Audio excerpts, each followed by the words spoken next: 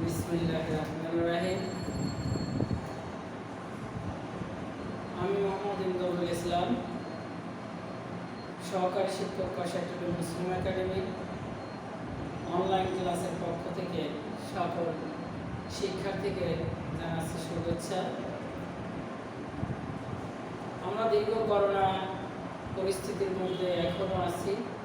শিক্ষা প্রতিষ্ঠান দীর্ঘ 1 বছরেরও বেশি ছুটিতে থাকায় শিক্ষার্থীদের শিক্ষা ব্যবস্থাকে সচল রাখার জন্য সরকারি নির্দেশনা মোতাবেক আমাদের ক্ষুদ্র এই প্রচেষ্টা যেন শিক্ষার্থীদের কাজে লাগে এবং শিক্ষার্থীদের সহায়তার ক্ষেত্রে অন্তত পক্ষে তাদের সমস্যা লাঘব কিছুটা হলেও তারা যেন প্রতিটা সামলিয়ে নিতে পারে। তাই এই অনলাইন ক্লাসে আমি স্বাগত জানাচ্ছি সকল শিক্ষার্থীবৃন্দকে। আমি যে ক্লাস করাবো 10ম শ্রেণী এসএসসি, যারা 2021 এসএসসি পরীক্ষা দিবে সেই পরীক্ষার্থীদের ক্লাস গণিত বিষয়ে আমি ক্লাস করাবো। আমরা জানি গভর্নমেন্ট কর্তৃক যে সংক্ষিপ্ত সিলেবাস, সেই সিলেবাসে ইতিমধ্যে আমাদের শিক্ষার্থী যারা আছে তাদের কাছে নিশ্চয়ই এই সংক্ষিপ্ত সিলেবাস আমাদের হাতে পৌঁছায় দেওয়া হয়েছে স্কুলের পক্ষ থেকে। আমাদের প্রতিষ্ঠান প্রদান ও আমাদের যারা প্রশাসনিক দায়িত্বে থাকে তাদের সহযোগিতায়, আমাদের শ্রেণী শিক্ষকের সহযোগিতায় আমাদের হাতে সেই শর্ট সিলেবাস বা সাজেশন সিলেবাস, সেই সিলেবাসটা তোমাদের হাতে পেয়েছো। সেই সিলেবাসে আমরা জানি আমাদের যে অন্তর্ভুক্ত অধ্যায়গুলো আছে সেটা হচ্ছে দ্বিতীয় অধ্যায়, তৃতীয় অধ্যায়, আর আছে তোমার 8ম অধ্যায়, 9ম অধ্যায়, আর হচ্ছে 17 অধ্যায়। এই 5টা অধ্যায় এখন আমাদের সব সিলেবাসের অন্তর্ভুক্ত করা হয়েছে। সরকার নানা দিক বিশ্লেষণ করে শিক্ষার্থীরা যেন সহজে এই করোনা পরিস্থিতির পরেও যেন সহজে তারা সিলেবাসটাকে কমপ্লিট করে যেন পরীক্ষা দিতে পারে, তারই ধারাবাহিকতায় এই সিলেবাসটা তৈরি করা হয়েছে। তাহলে আমি আজকে আলোচনা করব এই দ্বিতীয় অধ্যায় সেট ও ফাংশন নিয়ে। আমরা জানি যে বিগত 2020 মার্চের 17ই মার্চ আমরা শেষে প্রতিষ্ঠানকে ছুটি দেওয়া হয়েছিল। আমরা সেই ছুটির পূর্বে আমরা ক্লাস করিয়েছিলাম। সেই ক্লাসে তোমাদের সেট সম্পর্কে আমার জানা মতো, যেহেতু আমি ক্লাস নিয়েছি 10ম শ্রেণীতে, সেক্ষেত্রে এই বিষয়গুলো পড়াইছি। তারপরে এখন আমি আজকে যে বিষয়গুলো নিয়ে আলোচনা করব, যে আমরা এতদিনের গ্যাপে হয়তো আমাদের অনেক কিছু মনে নাই, সেই ক্ষেত্রে আমি আবার কিছু অংশ রিভিশন দেওয়ার মতো বলবো এবং সেই বিষয়গুলো নিয়ে আমি গাণিতিক সমস্যার সমাধান করার চেষ্টা করব। তাহলে আমরা প্রথমেই আসো সেট।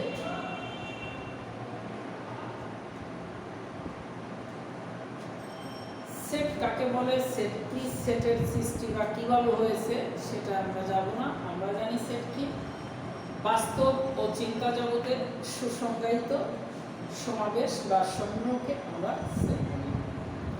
বাস্তব অর্থাৎ যেগুলা বাস্তবে আমরা দেখি, বাস্তবে সংঘটিত হয়, তার একটা সুন্দর সংগ্রহ বা সমাবেশকে সেট বলি। যেমন মনে করো সেট সংজ্ঞা বললাম, এখন বুঝলাম না সেট। যেমন মনে করো একটি ঝুড়িতে মনে করো 100টি আম আছে। 100টি আম আছে, তাহলে এইখানে ঝুড়ি কয়টা? একটা। আর এখানে আম কয়টা? 100টি। এই আমটা কার মধ্যে রাখছি? আমি ঝুড়িতে রাখছি। তাহলে ঝুড়ি একটা সেট। ঝুড়ি কার সেট? ঝুড়ির মধ্যে কি রাখা হয়েছে? ঝুড়ির মধ্যে আম রাখা হয়েছে। তাহলে এই 100টি আম হচ্ছে তার ওই সেটের উপাদান। তাহলে এই ঝুড়িটা কার সেট? আমের সেট। ঝুড়িটা আমের সেট। এইভাবে বিভিন্ন সংখ্যা দিয়া, বিভিন্ন বস্তু দিয়া সেগুলাকে সেট তৈরি করা যায়। তাহলে আমরা জানলাম যে সেট কি, সেট কিভাবে হয়।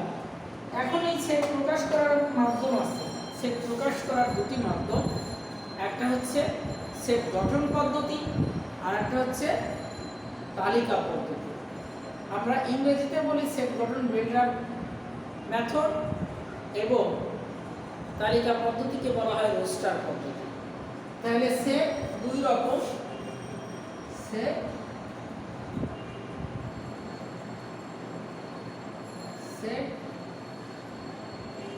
দুই রকম। এক, তালিকা পদ্ধতি, দুই গঠন পদ্ধতি।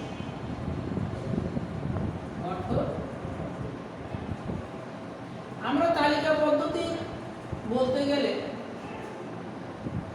যে পদ্ধতিতে সেটের সংখ্যা সুনির্দিষ্ট থাকে তাকে বলা হয় তালিকা পদ্ধতি।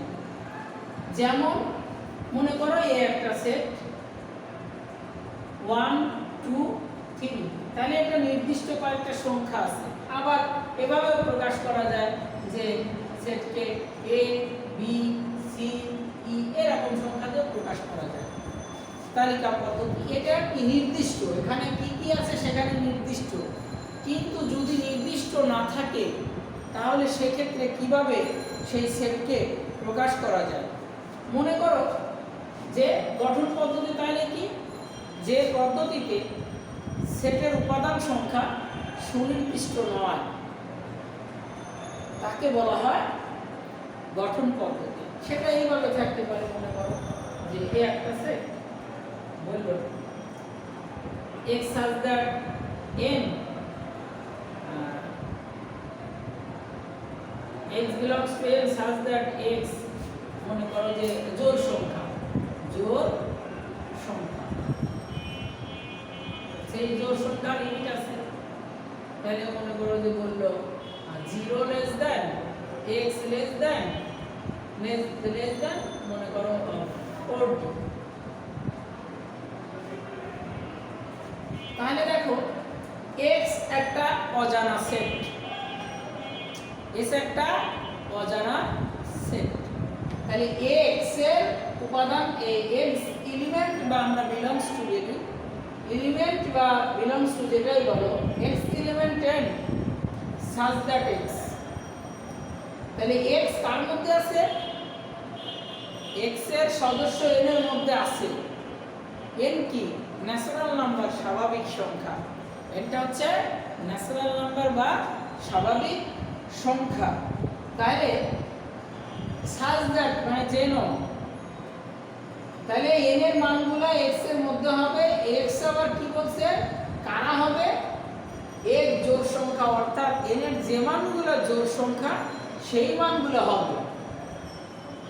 কারা কারা আসতে পারে? জোড় সংখ্যা তো অনেক আছে, তাহলে কারা কারা আসতে পারে? 0 থেকে বড় x এর মান এবং 14 থেকে ছোট বা 14 থেকে ছোট। তাহলে আমরা এইখানে সুনির্দিষ্টভাবে দেওয়া আছে নাই, কিন্তু আমাকে ব্যাখ্যা করে বুঝতে হবে এই ভাষাটা।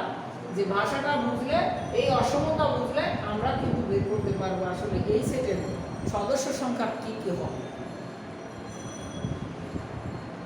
তাহলে এই সেটের সদস্য সংখ্যা দেখো কিভাবে বের করা যায়। এখানে কি, এখানে n সমান সমান স্বাভাবিক সংখ্যা 1 2 3 4 dot dot dot dot dot. এখানে জোড়ও আছে বিজোড়ও আছে, সবাই স্বাভাবিক সংখ্যার সেট। কি বলছে? জোড় সংখ্যা। তাহলে x এর মান কত সেট? 0 থেকে বড়, 0 থেকে বড় এবং 14 থেকে ছোট। তাহলে সেক্ষেত্রে শর্ত অনুযায়ী কি হয়, যে শর্ত অনুযায়ী এ সেটের তালিকা পদ্ধতি কি হবে? তাহলে 2 শূন্য থেকে বড় জোড় সংখ্যা 2, 14 থেকে ছোট 2, তাহলে 4, 6, 8, 10, 12। তাহলে এইভাবে আমরা সেট গঠন পদ্ধতি থেকে তালিকা পদ্ধতি আমরা বের করে তারপরে আমরা অঙ্ক করব। এখন যদি আমরা সেট গঠন না বুঝি কি দেওয়া আছে, তাহলে কিন্তু আমরা তালিকা পদ্ধতি বের করতে পারব। এবার আসো যে আমরা সেট করতে যাই, বিভিন্ন কিছু সাংকেতিক চিহ্নর নাম আমরা জানি। সেই সাংকেতিক চিহ্ন দ্বারা আমরা সেটের অঙ্ক সমাধান করি। আমরা জানি ইউনিভার্সাল একটা আছে, তারপরে ইউনিয়ন আছে, ইন্টারসেকশন আছে, তারপরে তোমার হচ্ছে সেট আছে, প্রাইম আছে। এইগুলাকে আমরা বিভিন্ন নামে অবহিত করি। তোমরা বিগত বছর যে ক্লাস করাইছি আমরা, সেখানে আমরা আলোচনা করছি যে এইগুলা কি। এখন আমি তোমাদেরকে যেহেতু আমাদের সময়টা কম, যেহেতু একটা শর্ট সিলেবাস দিছে, সেক্ষেত্রে আমরা যাবো যেহেতু আগের পূর্বের কিছু আমরা শিখছি, সেগুলোর সহযোগিতায় আমরা এই সলিউশনগুলো করার চেষ্টা করব। দেখো আমি একটা অঙ্ক লিখি যে মনে করো পি একটা সেট, মনে করো পি একটা সেট যেটা দেওয়া আছে x belongs to n such that x square greater than 16 এবং x cube less than is equal to 1 to 5 অর্থাৎ 125। এরকম সে বললো যে তোমাকে তালিকা পদ্ধতিতে প্রকাশ করো, তালিকা পদ্ধতিতে প্রকাশ করো।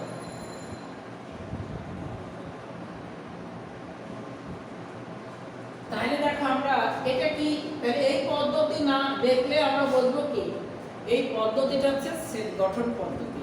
তাহলে সেট গঠন পদ্ধতিকে তালিকা পদ্ধতিতে প্রকাশ করতে বলছে।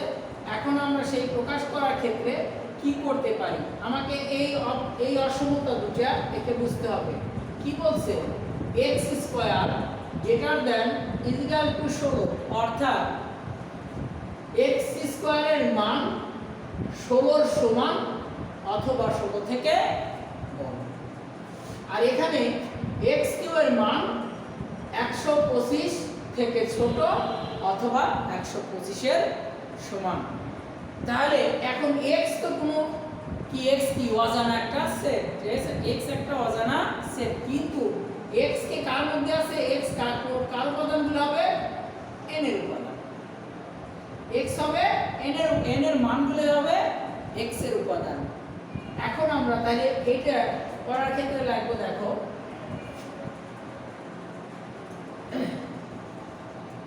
সেটটি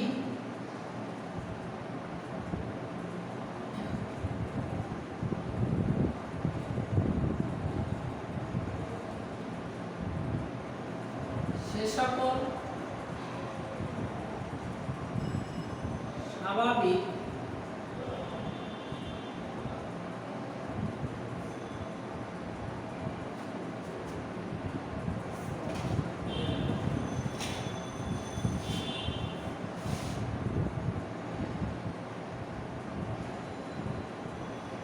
সেটটির উপাদান হবে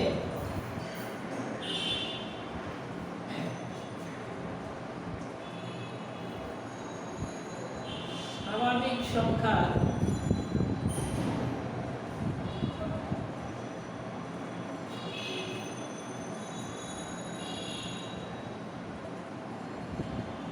বর্গ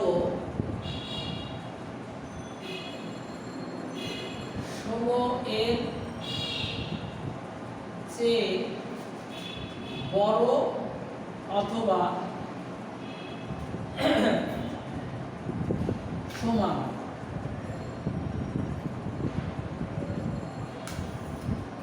এবং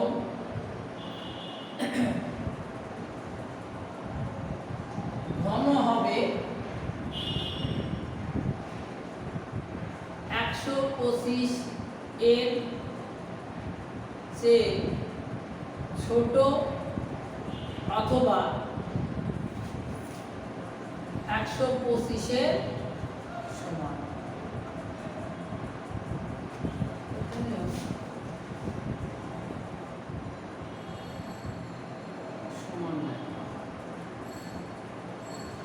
তাহলে আমরা বিশ্লেষণগুলো দেখলাম যে যে সকল উপাদান হবে সেটির উপাদান হবে কি স্বাভাবিক সংখ্যার বর্গ 16 এর চেয়ে বড় অথবা 16 এর সমান এবং গণ হবে 125 এর চেয়ে ছোট অথবা 125 এর সমান।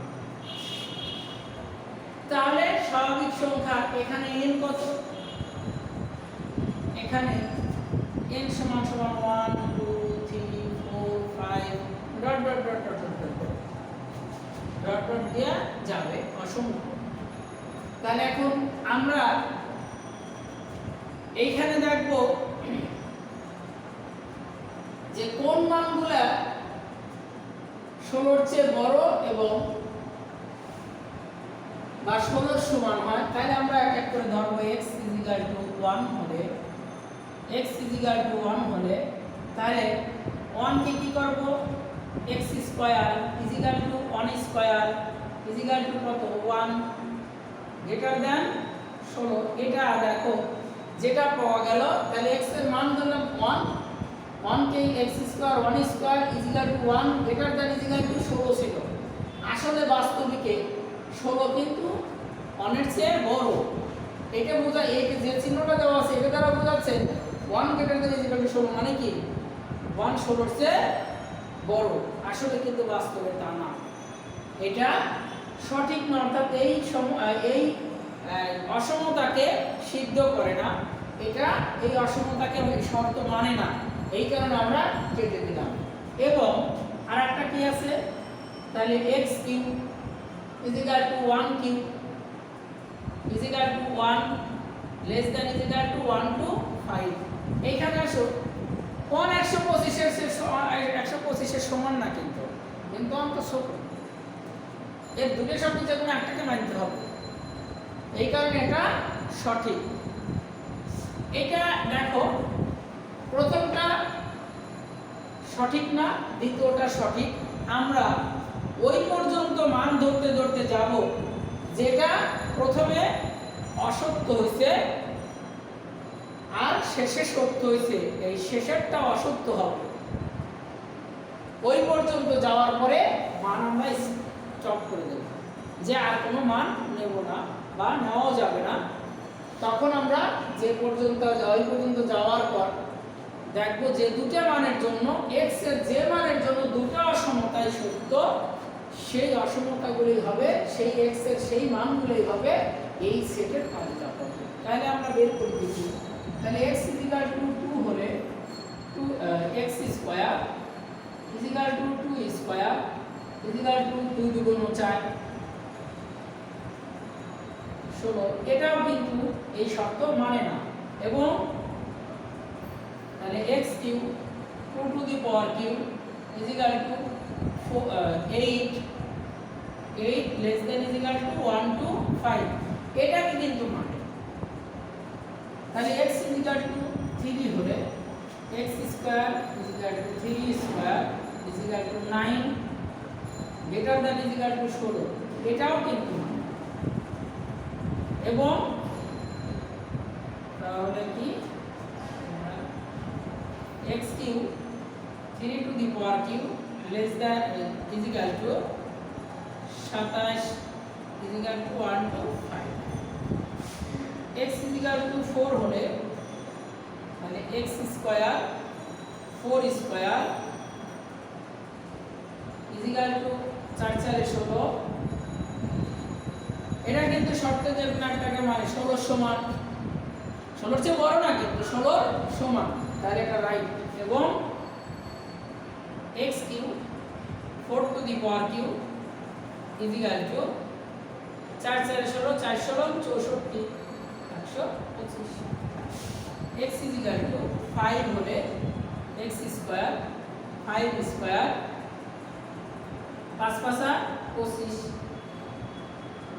এবং x cube 5 two the power cube 5 25 5 5 25 5 25 125 এটাও কিন্তু মানে তাহলে x = 6 হলে x স্কয়ার 6 স্কয়ার = 36 16 এবং x cube 6 whole to the power cube 6 36 36 কে 6 দিয়ে গুণ করলে তাহলে 36 টা আমরা 6 দিয়ে গুণ করি 6 6 36 এর 6 হাতে 3 3 6 18 3 216 দেখো এই 216 125 এর না সমান না 125 এর চেয়ে ছোট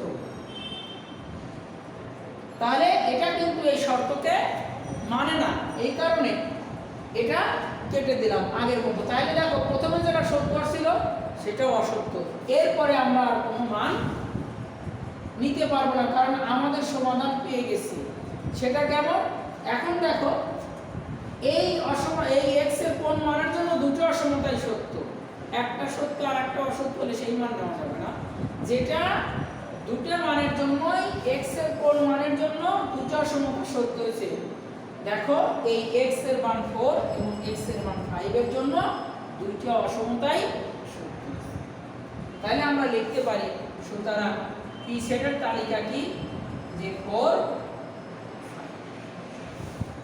এটা হলো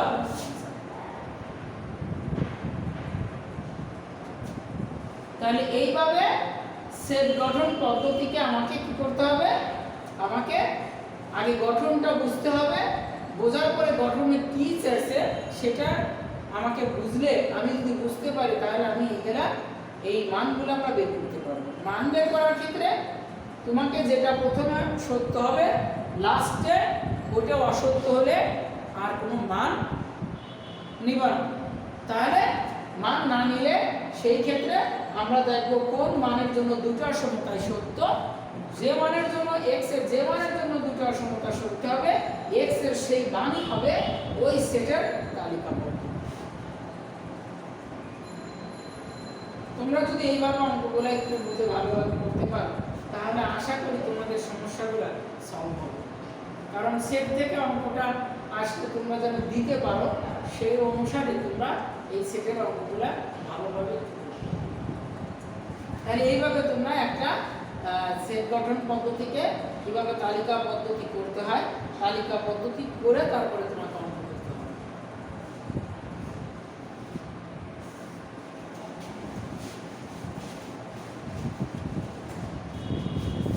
এখন আসো আমরা ক্রমজোড় গঠন করি বা অন্বয় কি আমরা 2.2 এ ফাংশন করছি সেই ফাংশনের অধ্যায়ে অন্বয় বা relation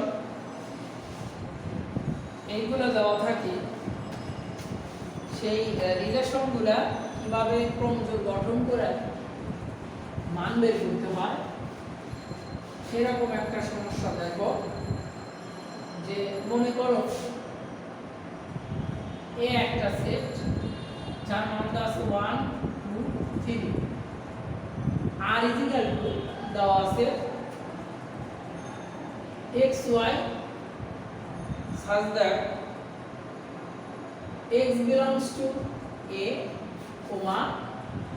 y belongs to a এবং y minus x is equal to 1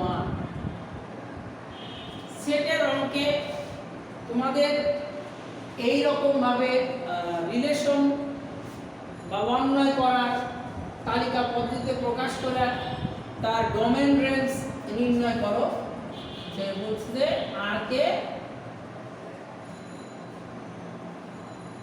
তালিকা পদ্ধতিতে প্রকাশ করো এবং ডোমেন রেঞ্জ নির্ণয় করো ডোমেন ও রেঞ্জ নির্ণয় করো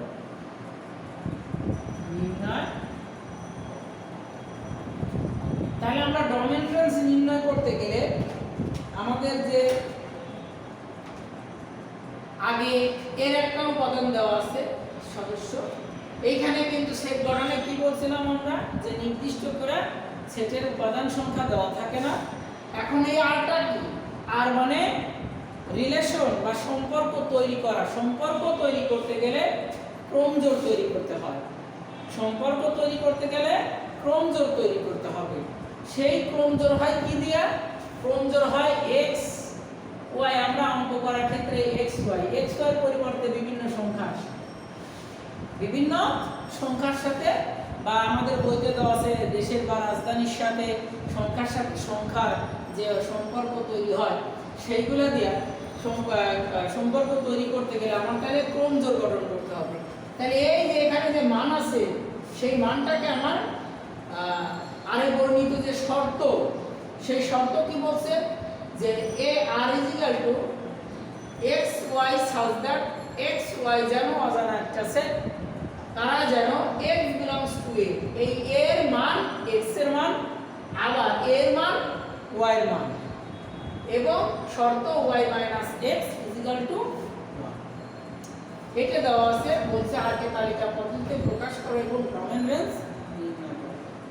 তাহলে আমাদের সমাধান করার ক্ষেত্রে দেখো যে দেওয়া আছে